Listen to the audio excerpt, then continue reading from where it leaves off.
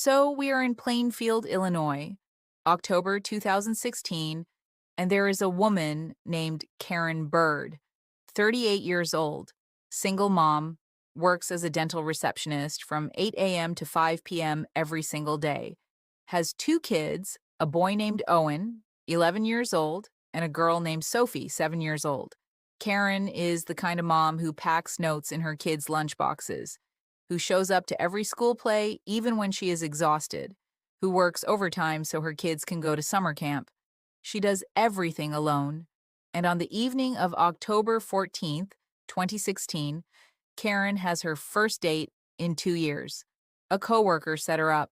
Nice guy. Dinner at a restaurant downtown. She hires a babysitter, a 19-year-old college student named Becca Hartley, who lives 3 streets away and has babysat Owen and Sophie 4 times before. The kids love Becca.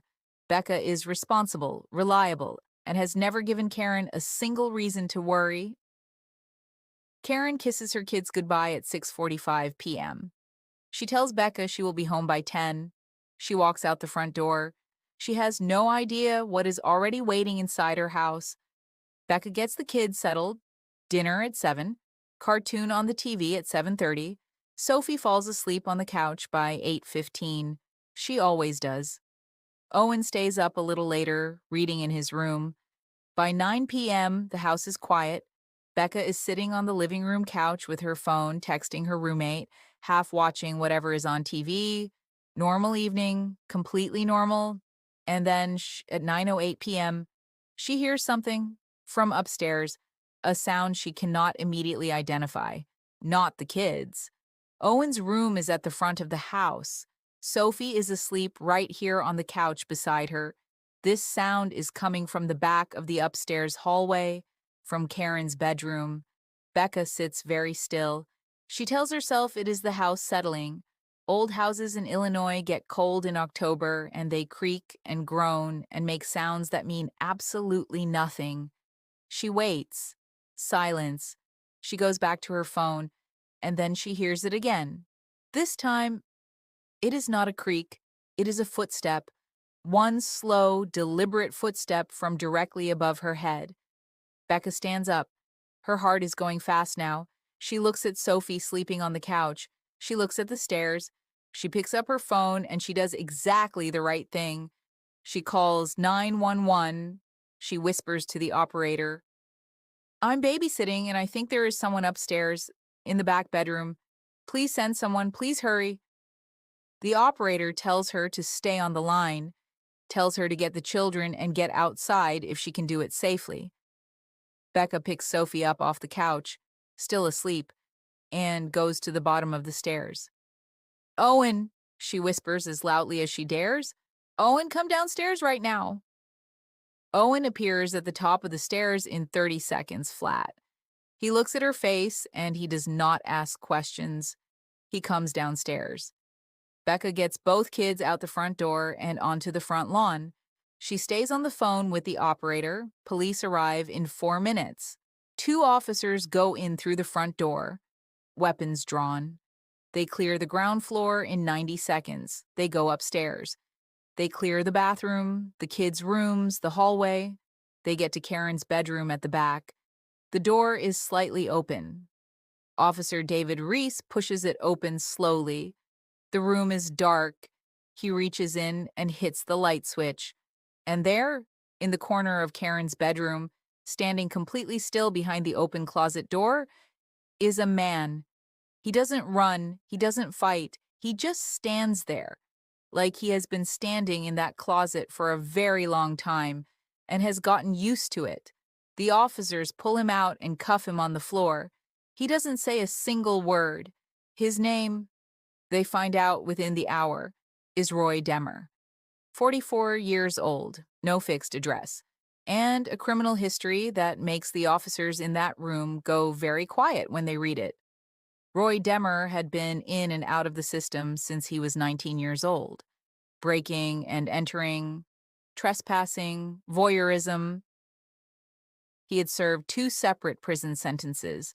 The most recent, he had been released 14 months earlier, and in those 14 months, investigators would eventually discover.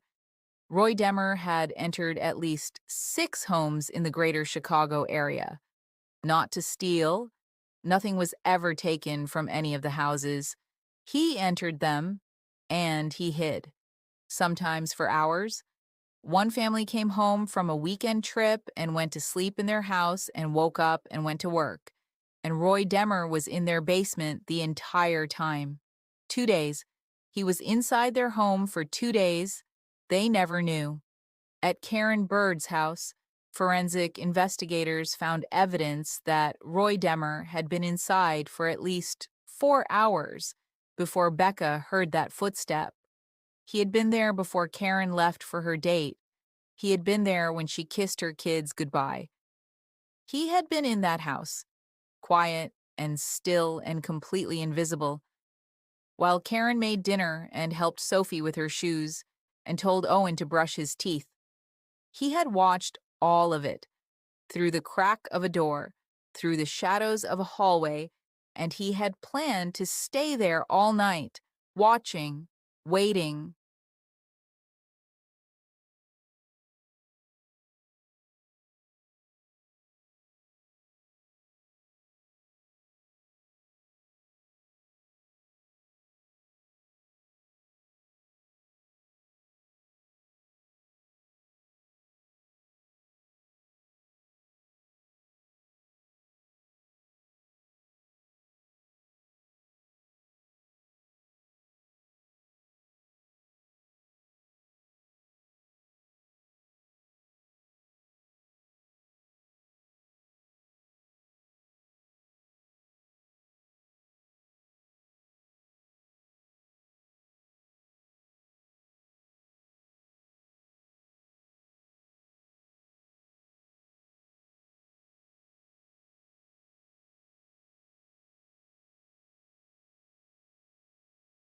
Karen got the call from police while she was still at the restaurant.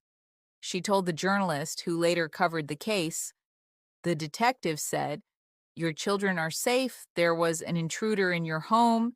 He has been apprehended." And I just sat there at that table in that restaurant with a glass of wine in front of me. And I thought about all the times I had put my kids to bed and gone downstairs and thought the house was empty. She stopped. "It wasn't always empty," she said quietly. "I just didn't know." Roy Demmer was charged with residential burglary, home invasion, and multiple counts of criminal trespass across 6 properties. Prosecutors pushed for the maximum. At trial, several families came forward who had no idea their homes had been entered until investigators told them.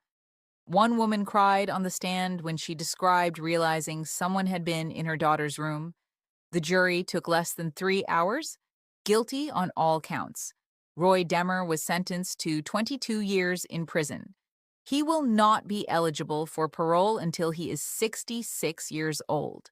Becca Hartley, the babysitter, was praised publicly by the Plainfield Police Department.